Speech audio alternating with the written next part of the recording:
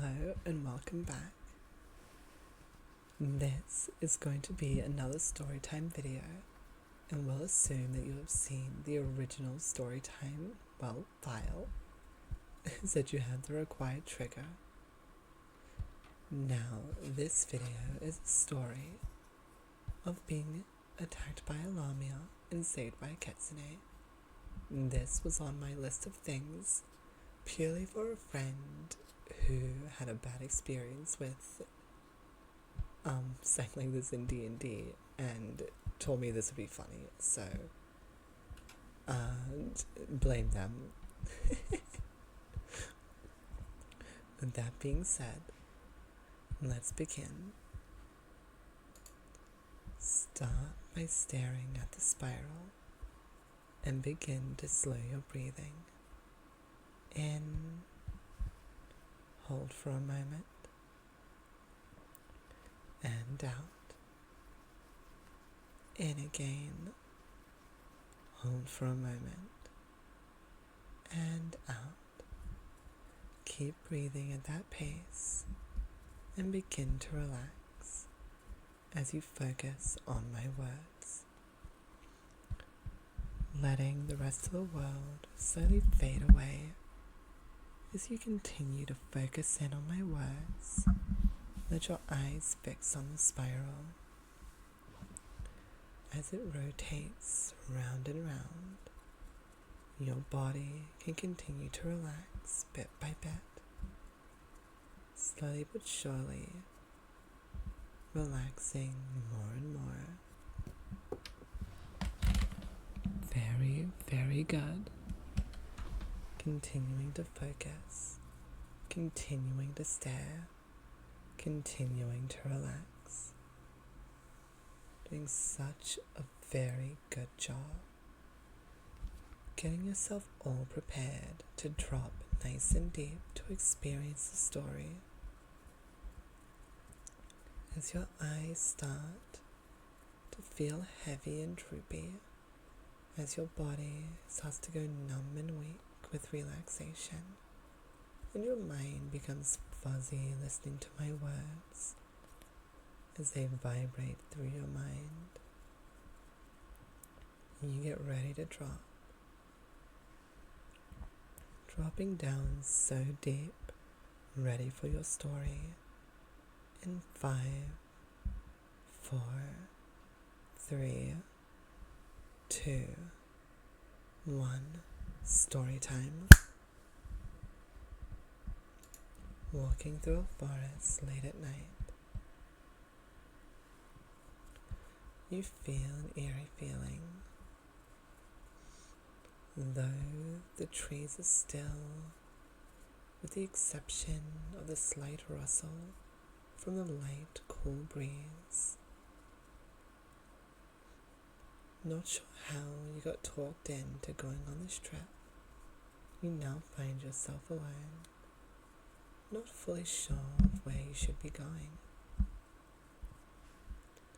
You continue your walk despite the tired feeling of your legs. Going through the trail. With each step you take, you feel the tiring strain of your legs, as you just hope for a place to rest. As you start to notice clouds rolling in above you, all you can do is pray that it isn't rain as you continue to walk further down the path.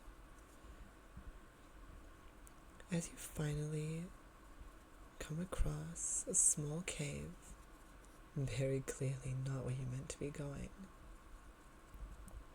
However, you're forced to go in as you feel small water droplets start to come from above, as, unfortunately, the fear you had just moments ago comes true, with a downpour of rain flooding in.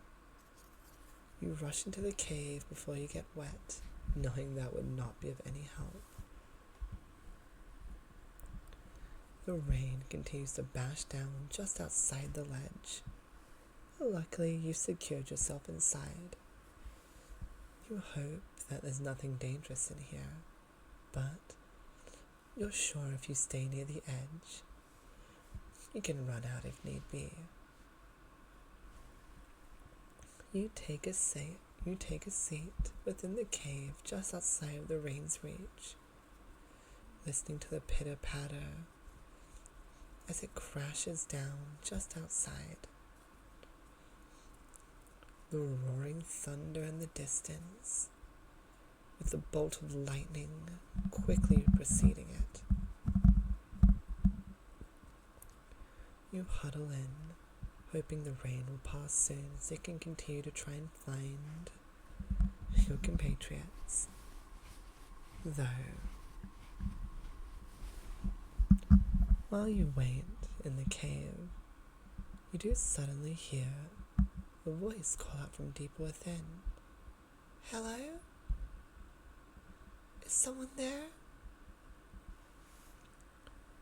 Hearing a voice call out to you, that of a young girl, you're caught slightly off guard. Assuming there might be another person here, someone who might be able to help you get home. Call out to them, hoping to hear a response. Just a simple hello. Huh? Oh, hello, someone is there. I'm a little stuck. Could you come in here and help me more? I was a little afraid I'd be here alone. You get a slightly uneasy feeling, but not wanting to be the reason someone else potentially dies. You find your way deeper into the cave. This cave actually being much further down than you thought. Taking out a flashlight so you can see in the dark, damp area. However, you don't see anyone until you hear the sound of a loud thud and whoosh. As suddenly behind you, you see a girl wearing very little to cover her upper body, blonde hair rolling down her shoulders, and strangely enough, spiraling eyes. Already beguiled and confused, she speaks. Wow, you really came to help. Thank you. As you hear the sound of a large slithering, before noticing the lower half of her body is not that of a human, but that of a serpent. Before you can say anything, you lock eyes with her and find that words escape you. Her eyes are simply so beautiful, feeling yourself become drawn into them, feeling them pull you in as your mind begins to go foggy. Suddenly you start to feel a tight, scaly sensation start to wrap around your body. You do quickly realize that's her wrapping her coils around you. But looking into her eyes, you don't mind. In fact, it's rather comfortable. The tight, restrictive feeling strangely bringing you a sense of comfort. As it continues to press down and tighter as it wraps, your mind starts to go foggier and foggier as you don't even realize you've ceased breathing. Continuing to stare as your mind starts to fade in and out, both from the hypnotic pattern you see before you and the lack of oxygen to your brain. When suddenly, there's a quick, swift sound of movement. As the coils release and your eye contact is broken, you hear a throbbing, smashing sound hitting the walls of the cave. A bark and a growl, followed by a hissing noise. Your foggy mind too dazed and confused to see what's going on as you take a sharp, deep breath in. You try to crawl towards the edge of the cave when you suddenly hear the noise and commotion stop behind you. You hear footsteps coming up behind you. You turn, scared, realizing that you're moments away from losing your life. When you see nothing but a small fox before you, though this fox is quite odd, bearing 3 tails in the place where one should be. You watch as the fox continues to walk towards you, as it seemingly magically shifts form, slowly but surely becoming that of a beautiful young lady with red hair going reaching just at her shoulders. The girl approaches you. You start begging her to spare your life. She simply puts a finger to her lip as if to tell you to be quiet.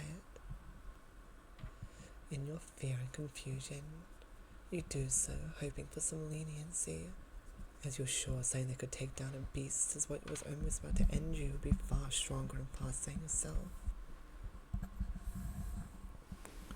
She walks up to you and crouches down to your level.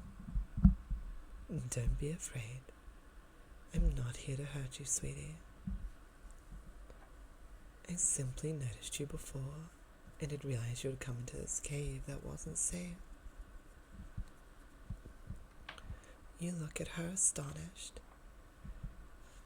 Not only was this fox speaking to you in perfect English, but it seemed almost compassionate.